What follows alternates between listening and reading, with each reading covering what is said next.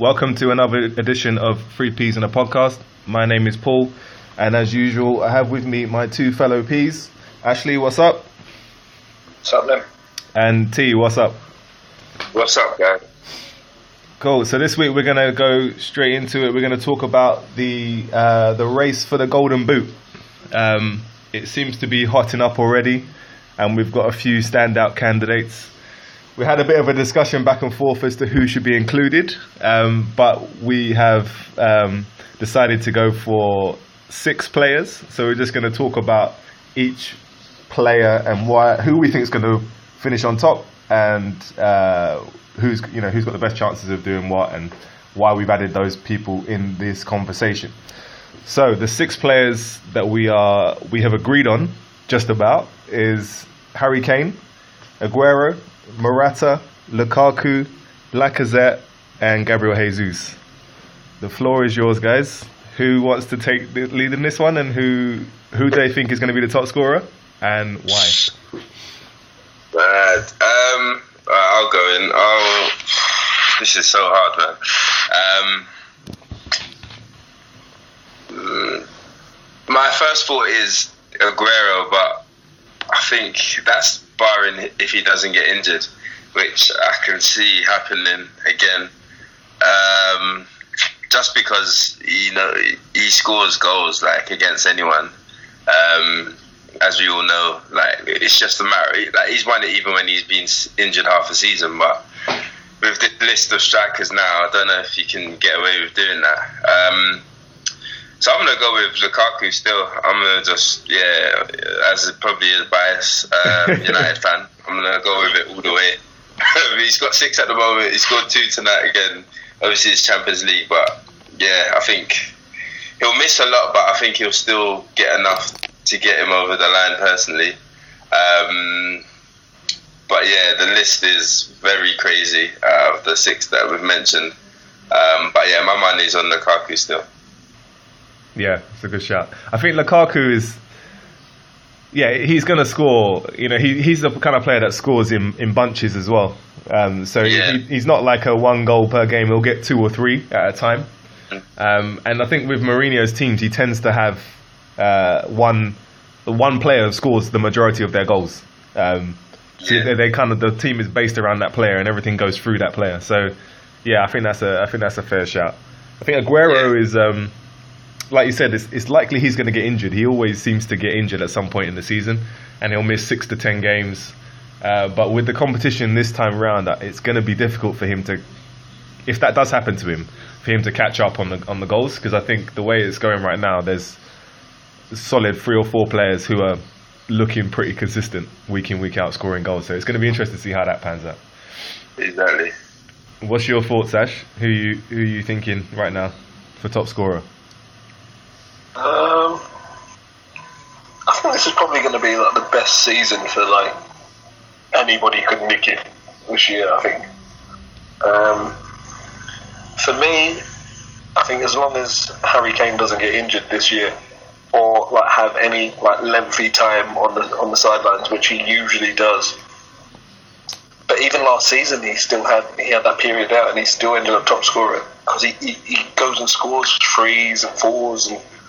I can't look past him at the minute. I can't. He always scores, and he's the focal point of Spurs' attack. So I can't see him not being top scorer this season. Yeah, but do you think Spurs will score enough goals? If you look based on last season, they scored quite a few, and he was top scorer. He scored 27 goals, 28 goals or something like that. So he scored the majority of their goals last season. And it looks like it's going to be the same again. Yeah. He scored 2 against West Ham at the weekend. He scored another 3 against Apoel Nicosia. I know he should be scoring against these teams, but you still have to put them in the back of the net at the end of the day. Well, he scored 2 against Dortmund as well. And he's got the 2 against Dortmund. And this is all considering that he never scored in August. Yeah, exactly. He's had a month off and he's already got 7 goals. Yeah. So he's given everybody a head start, and he's still probably got more goals than everybody in the league already, or in all competitions already. Mental, man. I don't know. Yeah. That's the thing. I think, like Paul said, I don't know if Tottenham are going to get enough goals, but if they are going to, it's going to be because of him. And that if he does, then he's easily capable of getting it. Has he got it 2 years in a row now, right? He's always got 20. Yeah. Last 2 years, he got 25 goals or something like that, and then he got 28 last season. Fuck, you know, man. He doesn't. He's just a machine. Yeah, he's just a machine, man. But he's not like necessarily the quickest. He's not necessarily the strongest. But when there's any sniff that you can see the goal, yeah, you can pretty much back him to either hit the goal, hit the back of the net, hit the post. Hit the post. It's always going on goal. It's never going like massively wide or over. He makes sure he's hitting target. Yeah. I think you can make a case for all the players that we included in this discussion. I think they all have maybe the least Lacazette, because I just don't know how, because Wenger's is strange with his games, his choices. So I wouldn't be surprised if Lacazette misses or doesn't start a few games where he should be playing. Like he did against it was Liverpool, was it? Or Liverpool game he didn't start him. I don't know why, and it's like. I think he does strange things. On Monday, he came off. He was scoring he was on a hat trick, and he still came off like 20 minutes to go. Yeah, I think the only problem with Arsenal is that I don't think they'll score enough goals for him to be in the mix. That's the only problem. I think he will. When he does score, he probably will score two, or like he'll nick a goal. But I can't see him going on a run of games where he's going to score a load of goals. Yeah, I think the thing for me with Lacazette, Jesus and Morata, because I think it's out of the three. I think it's out of Kane, Aguero, and Lukaku. But I think with the other three, the problem is that they aren't the focal point of the team. And I think the goals that you get, the other players help around them. So if you look at like Morata, for example, I think Hazard will get 15 goals, 10 to 15 goals. Willian or Pedro will get 7 to 10 goals. So it's not just going to be Morata that's going to score the goals. I imagine he'll get about. I think he'll reach 20, but I don't think I think the other three will get 25, maybe more. And Lacazette and Jesus, the goals are spread around the team. So I don't think they're going to get as many like individually. Whereas Kane and Lukaku, they are the two main guys. Everything goes through them. So that's why I think they have the best chance of being the top scorers. Yeah, I definitely agree with that, because when you look at it, like, apart from the Stoke game for Chelsea, Morata's never really looked like scoring maybe any more than 2 at most. Like, you get one, and then you might back him to nick another one. But he doesn't have like loads and loads of chances in the game. Nah. Exactly. Whereas like Lukaku will probably have at least 6 chances. Yeah. Because it's actually looking for him to score them goals. I think if you look at the stats, go on. Yeah. Sorry. So like City, you've got like the likes of Sane, you've got Sterling nipping in with goals, De Bruyne, Jesus, Aguero. So their goals are literally spread around between like 4 or 5 players. Yeah. And I think as well, like another thing with those three, their shots per game ratio, like you just touched on, Ash, is a lot higher than Morata, Jesus, and Lacazette. I think Lukaku and Kane, they average like almost 7 shots a game or something like that. But I think the conversion rate I think Morata has the highest conversion rate at the moment. But going through a season, that's probably won't be as consistent. You know, the more you shoot, the more chance you're going to score, right? So that's why I think those guys have a better chance, because they're constantly. It's like Ronaldo, right? Ronaldo has like 15 shots a game. That's why he scores so many goals, because he's always shooting. Whereas Morata's not like that. He's not that kind of. He's more clinical, but he doesn't get as many chances, clear-cut chances anyway, or he doesn't go for goal as much as the other guys do. And I think also in favour of Aguero and Lukaku, I think most of the games they're going to dominate them. I don't think Spurs are going to dominate as much, especially in the big games, as much as those two teams. Yeah. Man City, and I think in terms of creativity, Man City and United probably are going to create more chances, which then are going to fall to Aguero if he's fit and Lukaku, which slightly gives them an edge. But then, like you said, Kane scores in bunches, so that's where he kind of catches up with that. It's just really going to be tight. I could see it going down to like April, May easily, I think. And especially if, I think the only thing that's going to really affect it is if players get injured. Because all three of those are, like we've touched on, are all going to be main starters week in, week out. So yeah, I think the only thing that's going to probably sway it is injury. Yeah. But yeah, it's going to be hard. Yeah, it's going to be really tight, I think. Yeah. See, that's the thing. That's the thing with the three players. Maybe barring Lukaku, Aguero is prone to injury, and Harry Kane's prone to injury. So you at some point you can see them two players getting injured. If Lukaku gets injured, that'll be interesting to see how. I know you say that you've got Zlatan coming back, but he's going to have to get up to speed. If he gets injured, can you like massively rely on the likes of Rashford and Martial to go on a run of games and get you goals every single week? And it's even worse if Kane gets injured because they'll be Llorente, and then I'm hoping Dele Alli and Eriksen can get goals. Oh, and Son. So yeah, exactly, Son as well. So I think probably City are the best equipped for Aguero if he gets injured, and then Jesus can sort of carry on where he left off. But yeah, I think like we said, it's all going to be down to injury and who can stay injury free the most. Because they're all going to score goals, right? Regardless, it's just, Yeah. Also, interesting to see how they do against each other when they play each other as well. That's going to be an important factor, I think. Because obviously they're going to be better games. So, yeah, I think that's where it could determine who gets it as well. So on that point. There's the first key battles on the weekend, isn't it? So, Yeah. I think on that point you got to look at Kane and Aguero because they've got the experience of scoring in the big games. True. They score week in, week out, whereas Lukaku hasn't really turned up in the big games. But that could change this season, because he doesn't look like he's going to struggle for goals. But that's the big question mark around him.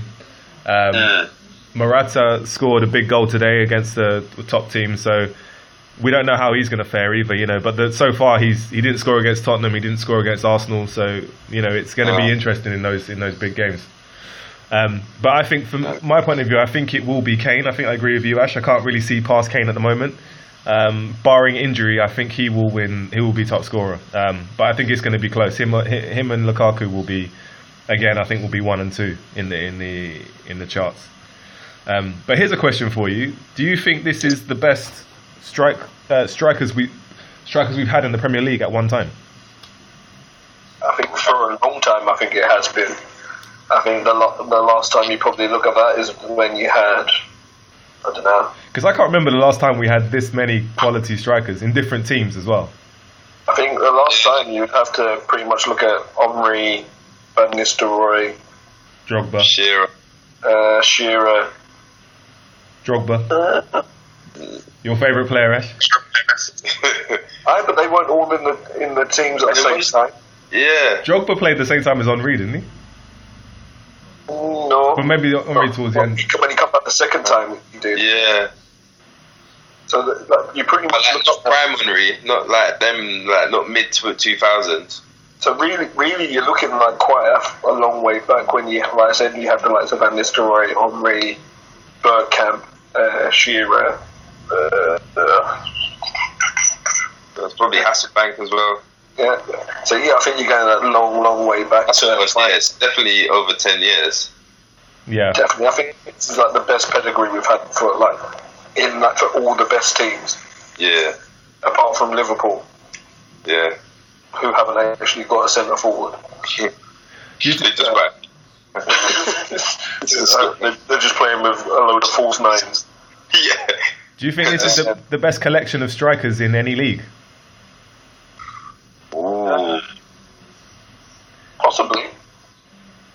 Yeah, I think definitely as a league. I think it is. Yeah, I think it is because if you look at the other leagues, you look at Spain, you've got Yeah. two teams really. You know, Ronaldo and Messi. And Suarez, Exactly. Griezmann. So you got like 4 players. But then you go to Germany. How many have you got in Germany? Lewandowski, Aubameyang. Yeah.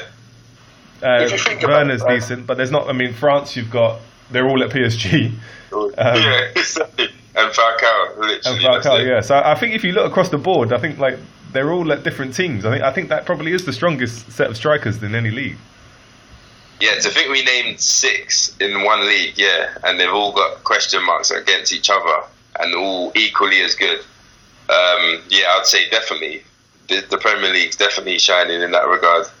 And it's spread out. Like, yeah, that's above Man City, Man United, Arsenal, Chelsea. Yeah, 4 teams. So it is definitely spread across rather than like you said, 1 or 2 teams in the other leagues. What do you think, Ash? I would go with that.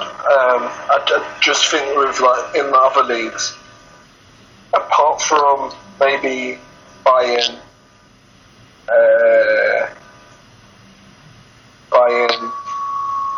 PSG, Dortmund, and Barcelona, they're the only other teams that have actually got out and out centre forwards. Because Ronaldo's not an out and out centre forward, he drifts all over the place. Yeah. Juve have. They've got Higuain. Higuain, yeah. Juventus. Yeah. But like in terms of like those teams in the other leagues, I think we've got the best collection by far at the minute. Yeah. Yeah.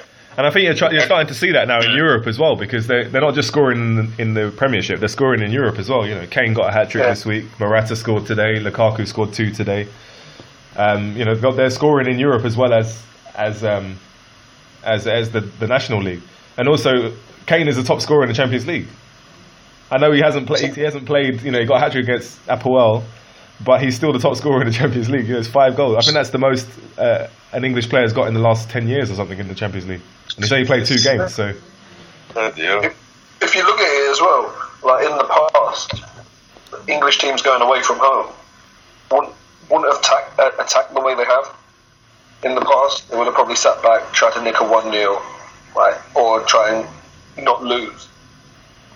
If you look at the results from just this week, you had United go away. I know it was only against CSKA. They've gone and won 4-0. Yeah. You look at Chelsea's gone and won 2-1 at Atletico. Man City beat Shakhtar. Yeah. So they're all dangerous games in their own right. And just forgetting about Liverpool because they haven't done anything. Well, funnily enough, they're the only one without an out-and-out striker, and they haven't won a game. They haven't won their first 2 games. Yeah. They're relying too heavily on Coutinho. Yeah. It's true. They haven't really got a focal point at all. So, especially in the Champions League, without goals, direct goals, you're always going to struggle. Yeah. You need a target man in the Champions League. I don't care what anybody says. You need someone to hit when you're under pressure who can hold the ball up and just bring other people into the game. Yeah, 100%. Definitely. It's an interesting debate, but I think I personally think it's the top 3, the teams we talked about last week. You know, Chelsea, United, and City are really strong at the moment on both fronts, and they're looking like they could go quite deep into the tournament. So it's going to be interesting to see how it develops. Because I mean, today I know we spoke about it already, and I am biased being a Chelsea fan, but I was very surprised that we beat Atletico Madrid away from home. I just didn't expect that at all. We played very well, but for me, that's a huge step forward. Last season, I don't think we would have won that game. But it looks like, you know, they're looking pretty comprehensive, the English teams, and it's nice to see because we haven't had that for a few years. You know, we used to dominate in Europe, but now it's going to be interesting to see how it goes deeper in the tournament. Because personally, bar Real Madrid, I don't think anybody really looks that dominant. I mean, PSG won today quite comfortably, but still, I mean, attacking-wise, they're phenomenal. But defensively, I don't know. Maybe I think they can be got at if you set up correctly against them. But Real Madrid, for me, is the only team that really stands out above the rest. But everybody else is pretty much in there, and I think the English teams are right up in there. Yeah, I agree. I feel, Real Madrid to me is the only complete team. So I think Barcelona, they're obviously great going forward, but defensively they're open. Same with Paris.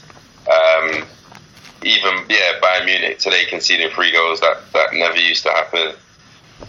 And with, like you said, with the English teams having such direct frontmen who are taking shots, the teams are playing more attacking. I think I wouldn't be surprised, if we out of all the countries this time around make most teams go through in the knockouts, sort of quarters and semis. So yeah, I think it's looking good this season for the English team, definitely. Yeah, I mean, you'd expect maybe not Liverpool, unless they could turn it around. But if you get five English teams into the last 16, you know, that's a pretty good feat. And you're looking like probably 2 or 3 in the quarterfinals, and then there's a big chance you could have an English team in the final this year. 100%, yeah. All right, let's move on to a new portion of the show that we're going to do weekly, predictions for the games coming up. So just do a quick fire round on this, guys. The first one is Huddersfield against Spurs is the early game. What are your thoughts? Ashley, I'll go with you first. Who are you picking? Home win, away or draw? Huddersfield at home. Yeah, home to Spurs. I think that's a tough game for Spurs. Because I think Wagner sets them up pretty well, Huddersfield. But I think Spurs away from home at the minute, pretty solid. They're pretty much beating everybody away from home. They're better away from home than they are at home at the minute. So I'm going to say an away win. Away. T? I agree with Ash. It's going to be tight. I can see it just going 1-0 and Harry Kane again coming through with the goal. But yeah, I can't see nothing but a Tottenham win. It'll be tight though, but they should still get the 3 points. Yeah. Yeah, I agree with you guys on that. I think it's the early games are always they're always tricky, and the results are always not what you expect. But I just feel that Tottenham just a bit on a roll at the moment. I think Harry Kane especially. So I think Spurs will nick that probably 2-1 or 1-0. Bournemouth against Leicester.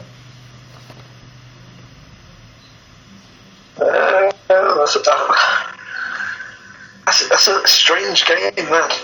I think Bournemouth. I think that might be a draw. Draw?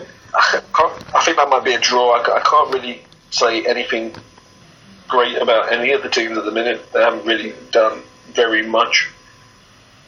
So I'm going to go with a draw, probably 1-1. Okay. I'm going to go for a Bournemouth win, I think they've got to start getting some points on the board. They're at home as well, so they're going to have to make it count. I think they can, I think they'll surprise and they get a win here. I'm going for Bournemouth win. Yeah, I agree with that. I think they'll nick it. Just Leicester are just a bit of a funny team. They should have been a draw with Liverpool last week. Vardy missed penalty, but I think they're just so up and down. They're so inconsistent. I just have a feeling that Bournemouth will nick it. Will beat them. Yeah. So I'm going for a Bournemouth win as well. United against Palace. Should we just write down how many goals, or should we just guess how many goals in this game instead of the result? Do you know what makes it worse at the minute is now Benteke is injured, so they couldn't score goals before that. Now, they literally haven't. Yeah. It's going to be a United win. Do you know what it is? It probably wouldn't surprise me. I'm laughing now. That Palace guy Nick or something. It'll be a draw or something. Yeah. I'm going to go for United win. T? Yeah, this is either going to be a 6-0 or like a 1-0 last minute winner. I hope it's not the latter anyway. We should comfortably smash them. So anything but a United win is going to be crazy. So United win surely. Yeah, three home wins. Like you said, I just can't see United. Mourinho won't slip up in this game, and Palace can't score goals, so it can't be anything but a home win. Stoke against Southampton. It's a horrible fixture, isn't it? It's one of probably the hardest fixtures to even try and. Southampton have been a weird side this season so far. I don't know what they're trying to achieve. I don't know what they're trying to do. I'm going to go Stoke, because I thought Stoke looked good at the weekend against us in bits and pieces. I'm going to go Stoke. Okay. I'm going to go for a draw here. I think like a 2-2 draw. I think there'll be goals, but I don't think anyone's going to really take it. Stoke and Southampton, they're similar to me in different ways. Like they're going to be comfortable, but I don't know I don't know where they're really trying to go. But yeah, I've got a draw for this one. Okay. I'm going for an away win.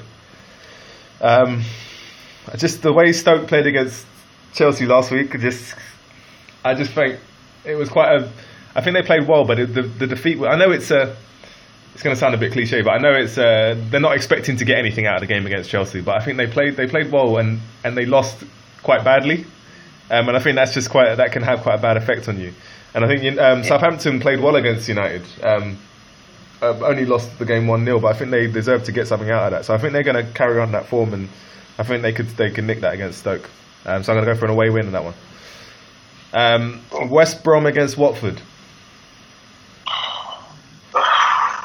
Who cares? This week. It's a who cares game right there. I'm joking. Who is it? West Brom? Watford. Wow. Watford are on a good run of form, actually. I'm going to go West Brom. West Brom? Yeah, I think they'll just nick it.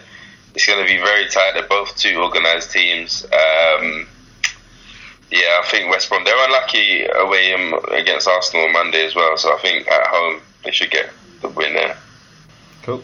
I'm going for a draw in that one. I think, both teams are set up quite well. I just imagine I think they'll cancel each other out, so I'm just going for a draw on that one. West Ham against Swansea. West Ham are desperate for a win here. Swansea, I watched their game at the weekend, and some of the mistakes they made were absolutely shocking.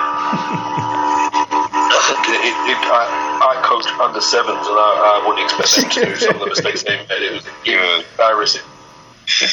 Alfie Mawson didn't even try and tackle at one point.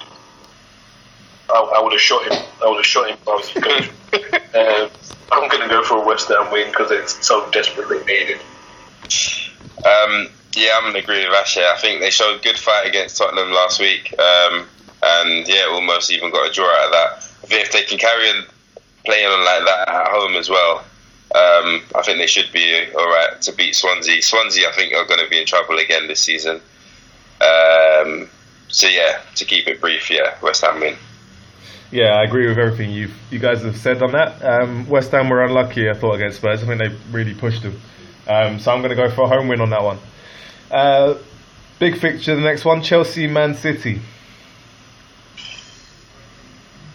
We spoke about this earlier.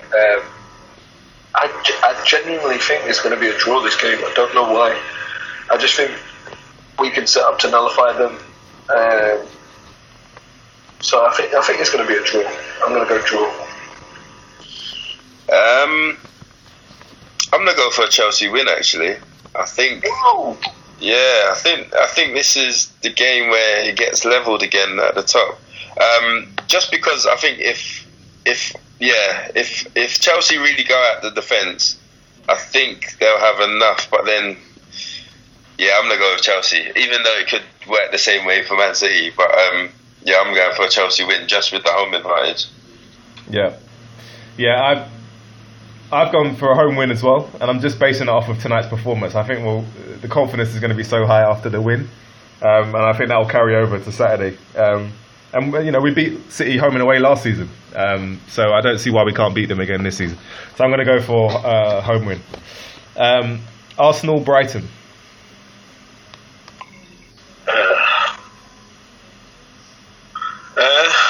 I think this is all dependent on what team Arsene plays, because they're playing tomorrow, aren't they? So I think it's all dependent on what Arsene does with this.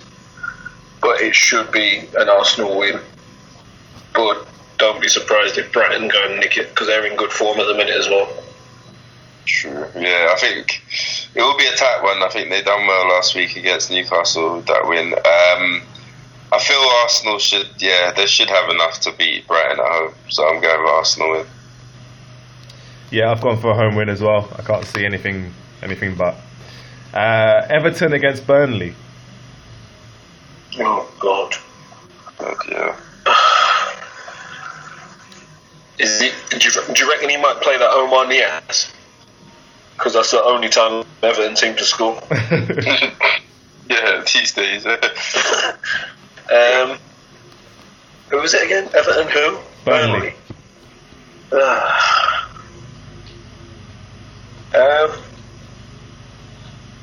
I'm going to go a draw in this game. Wow. Interesting.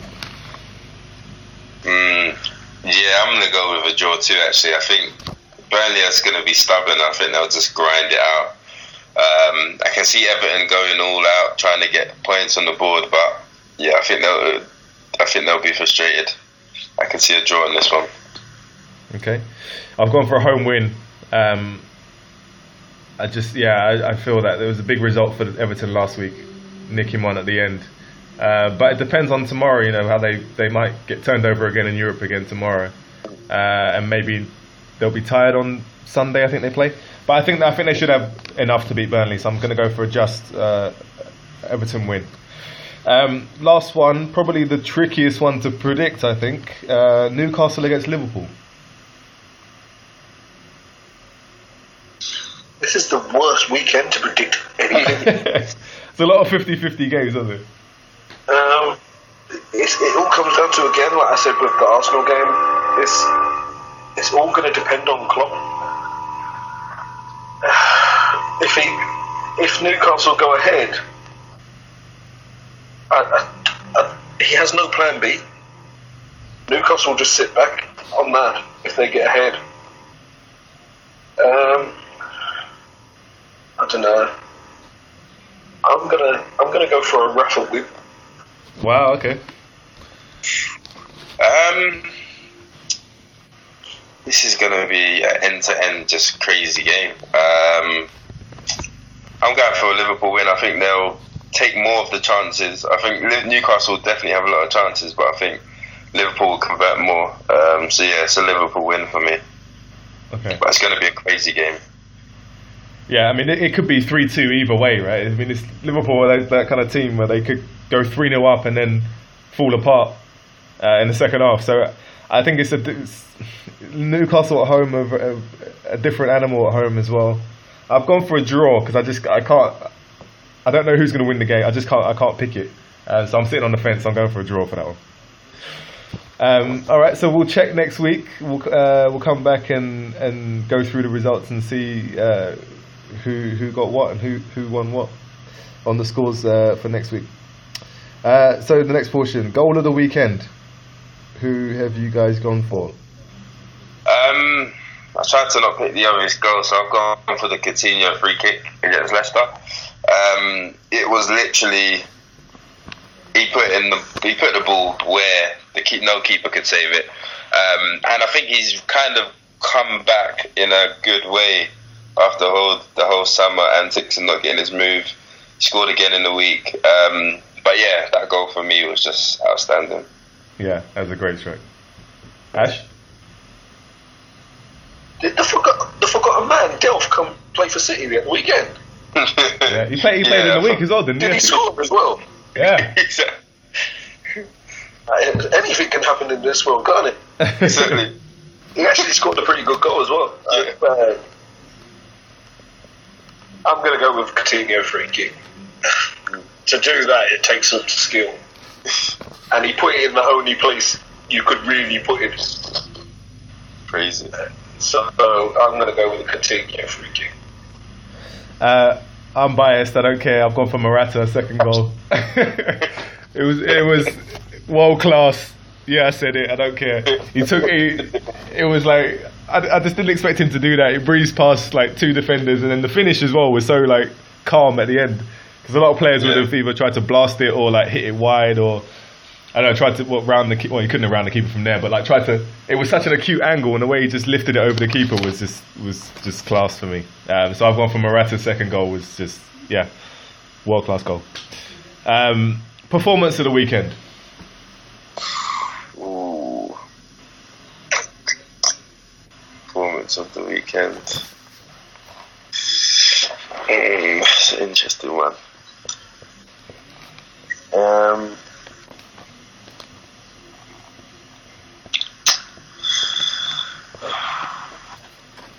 I'm going to go for Morata for my player one.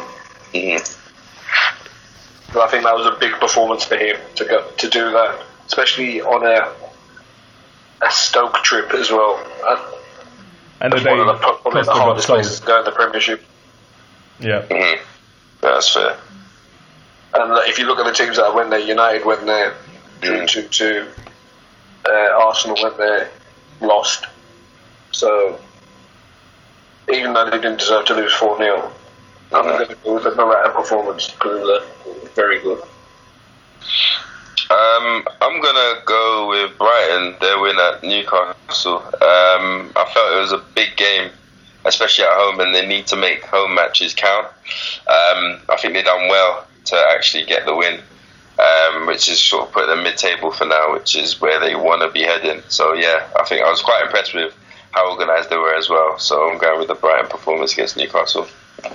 Okay, I've gone for Liverpool. I think they could have easily, as we kind of touched on before, they're quite an erratic team, Liverpool, and they could have easily have lost or drawn that game.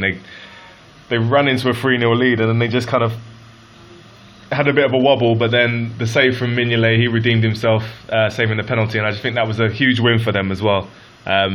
So I think Liverpool, it was shades of them last season, and then also the good and the bad side of it, but they held on.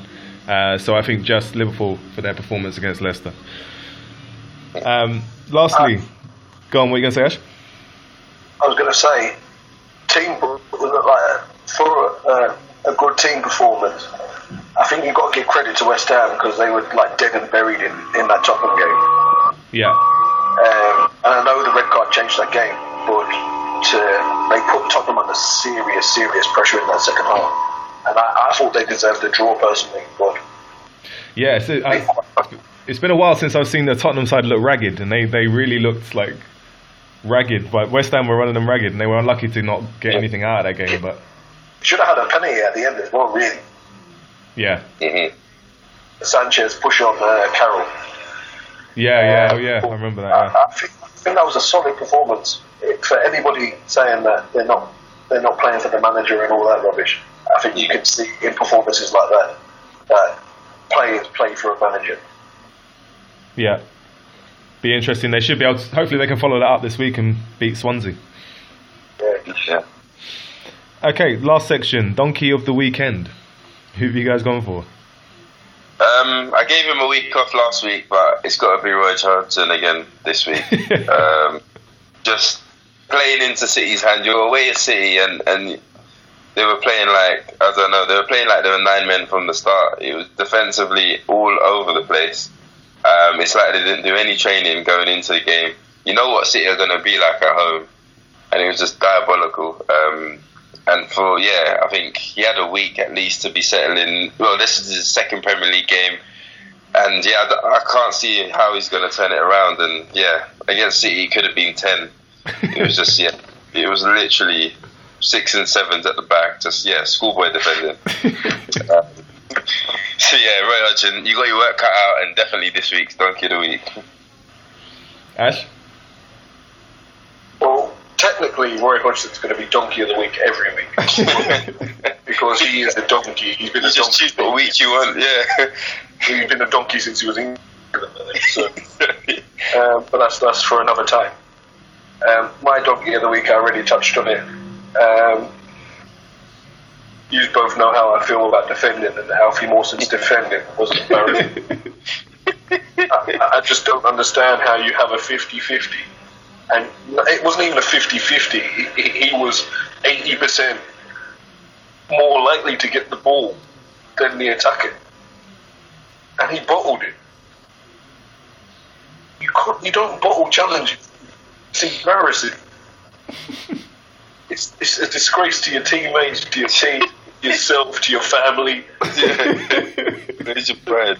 Just piss off. You're a professional footballer. You can't do that. I'd drop him. I'd fine him 2 weeks' wages for that. Right. Embarrassing. Donkey of the week, Alfie Mawson. I'm along the same lines as T. I've gone with Roy Hodgson. I think he's just going to stay with him for a few weeks, to be honest, because he's got United and Chelsea next, and I just can't see it getting any better for him. But yeah, it was just a shambles against City, and it just. I mean, I feel a bit sorry for him because he just looks like a lost man. He just doesn't know what he's doing with that team, and I mean, he's inherited not the best of squads, and obviously the confidence is on the floor, but I just don't know what he's doing to improve it. He doesn't seem to be doing anything, so I just don't know what they're doing in training week in, week out. And now Benteke's out as well, so I just can't see. I just think it's going to stay with him for the next few weeks, to be honest, because I can't see anything but 4 or 5 for United next week as well. So technically, this is going to be his 4th game as well. No, it's his 3rd game, the United game. No, because he had a game. He had the game in the Carabao Cup as well. Oh yeah, did he win? He won that, didn't he? Yeah. Actually, I didn't read that. But I mean, they're going to have the worst start. It could be 8 games without a goal in the league, and conceded. So City without a goal, that is just unheard of. Is he going to get sacked after the Chelsea game? Well, let's see. It wouldn't be surprising if they get a result against Chelsea, to be honest. That wouldn't surprise me. Done it last season. Exactly, so you never know. But yeah, I'm going for Roy, because Roy's just having a nightmare at the moment. Yeah, all over the place. Donkey Hodgson. Cool, and that's the end of the show. Be sure to tune in next week. Take care. Peace. Peace out.